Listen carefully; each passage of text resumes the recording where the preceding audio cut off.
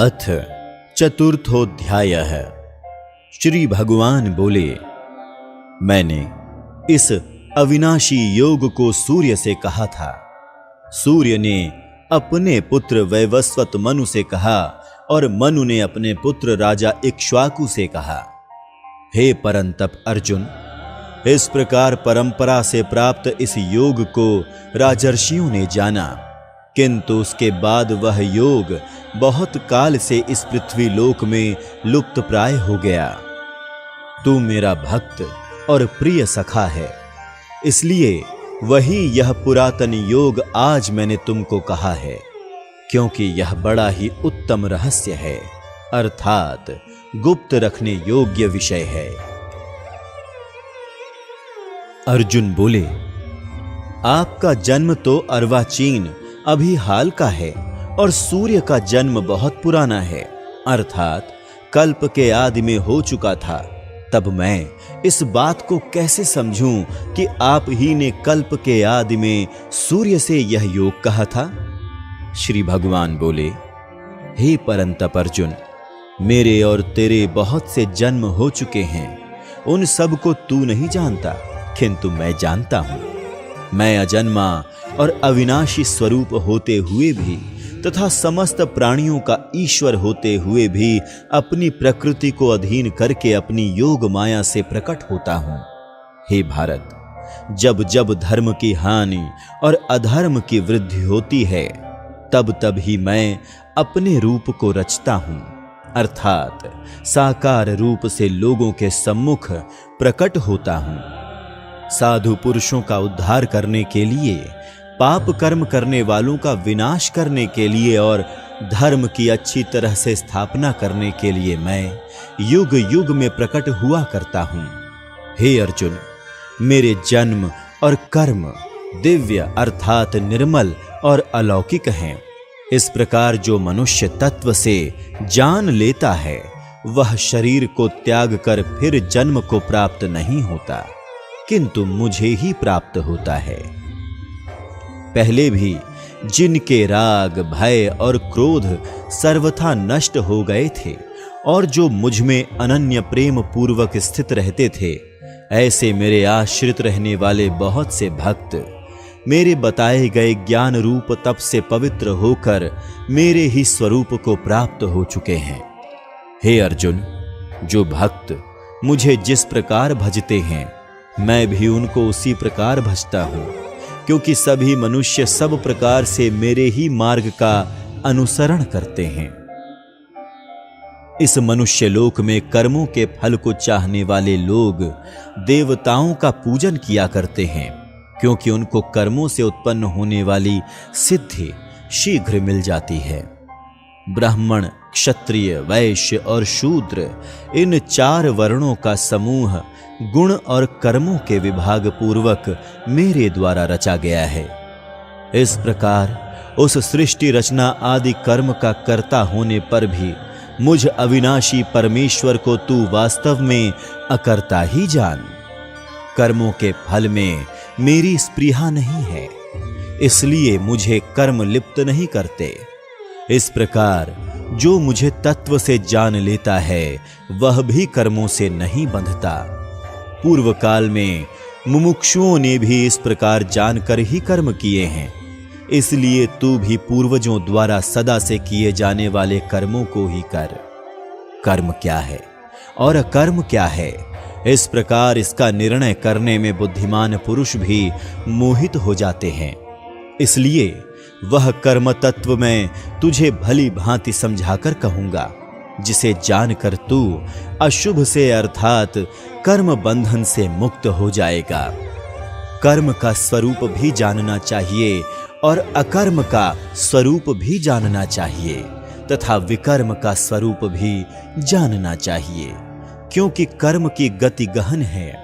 जो मनुष्य कर्म में अकर्म देखता है और जो अकर्म में कर्म देखता है, वह मनुष्यों में बुद्धिमान है और वह योगी समस्त कर्मों को करने वाला है।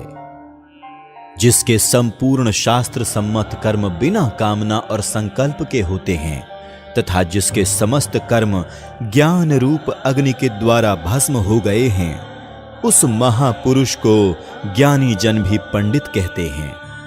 जो पुरुष समस्त कर्मों में और उनके फल में आसक्ति का सर्वथा त्याग करके संसार के आश्रय से रहित हो गया है और परमात्मा में नित्य तृप्त है, वह कर्मों में भली भांति बरतता हुआ भी वास्तव में कुछ भी नहीं करता। जिसका अंतःकरण और इंद्रियों के सहित शरीर जीता हुआ है और जिसने समस्त भोगों की सामग्री का परित्याग कर दिया है, ऐसा आशा रहित पुरुष केवल शरीर संबंधी कर्म करता हुआ भी पापों को नहीं प्राप्त होता।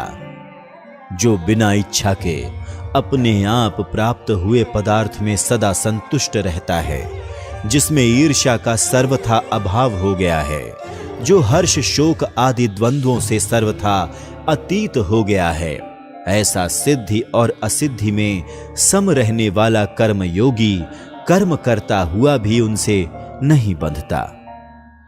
जिसकी आसक्ति सर्वथा नष्ट हो गई है, जो देहाभिमान और ममता से रहित हो गया है, जिसका चित्त निरंतर परमात्मा के ज्ञान में स्थित रहता है, ऐसा केवल यज्ञ संपादन के लिए कर्म करने वाले मनुष्य के संपूर्ण कर्म भली भांति विलीन हो जाते हैं।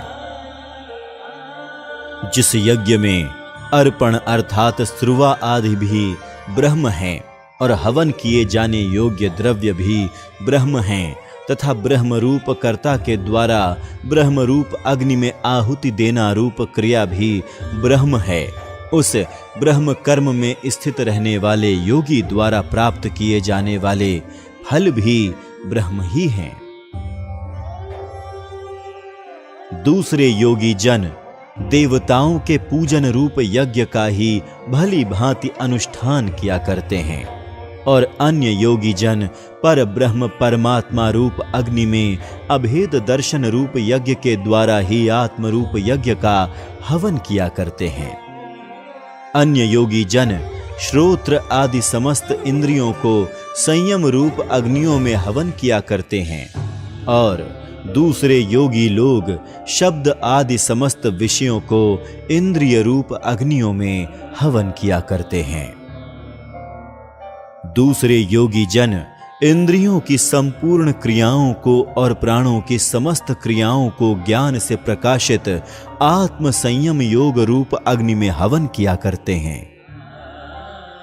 कई पुरुष द्रव्य संबंधी यज्ञ करने वाले हैं, कितने ही तपस्या रूप यज्ञ करने वाले हैं तथा दूसरे कितने ही योग रूप यज्ञ करने वाले हैं, कितने ही अहिंसा आदि तीक्ष्ण व्रतों से युक्त यत्नशील पुरुष स्वाध्याय रूप ज्ञान यज्ञ करने वाले हैं। दूसरे कितने ही योगी जन अपान वायु में प्राण वायु को हवन करते हैं, वैसे ही अन्य योगी जन प्राण वायु में अपान वायु को हवन करते हैं तथा अन्य कितने ही नियमित आहार करने वाले प्राणायाम परायण पुरुष प्राण और अपान की गति को रोककर प्राणों को प्राणों में ही हवन किया करते हैं। ये सभी साधक यज्ञों द्वारा पापों का नाश कर देने वाले और यज्ञों को जानने वाले हैं। हे कुरुश्रेष्ठ अर्जुन, यज्ञ से बचे हुए अमृत का अनुभव करने वाले योगी जन सनातन पर ब्रह्म परमात्मा को प्राप्त होते हैं और यज्ञ ना करने वाले पुरुष के लिए यह मनुष्य लोक भी सुखदायक नहीं है, फिर परलोक कैसे सुखदायक हो सकता है।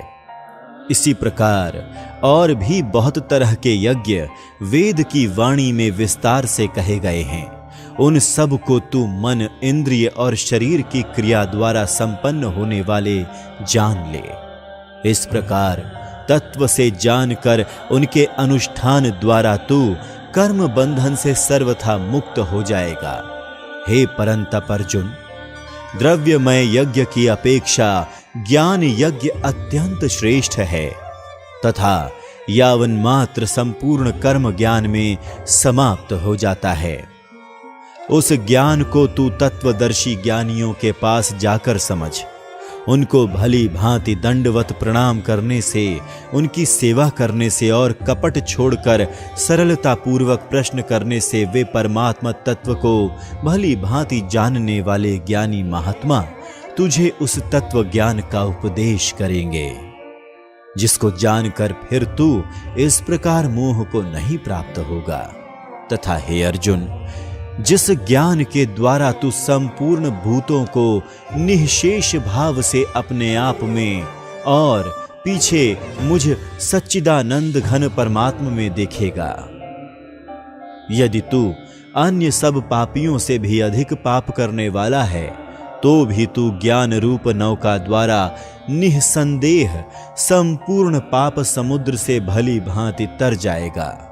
क्योंकि हे अर्जुन, जैसे प्रज्वलित अग्नि ईंधनों को भस्ममय कर देता है, वैसे ही ज्ञान रूप अग्नि संपूर्ण कर्मों को भस्ममय कर देता है। इस संसार में ज्ञान के समान पवित्र करने वाला निःसंदेह कुछ भी नहीं है। उस ज्ञान को कितने ही काल से कर्म योग के द्वारा शुद्धांतःकरण हुआ मनुष्य अपने आप ही आत्मा में पा लेता है। जितेंद्रिय, साधन परायण और श्रद्धावान मनुष्य ज्ञान को प्राप्त होता है तथा ज्ञान को प्राप्त होकर वह बिना विलंब के तत्काल ही भगवत प्राप्ति रूप परम शांति को प्राप्त हो जाता है। विवेकहीन और श्रद्धा रहित संशय युक्त मनुष्य परमार्थ से अवश्य भ्रष्ट हो जाता है। ऐसे संशय युक्त मनुष्य के लिए न यह लोक है, न परलोक है और न सुख ही है।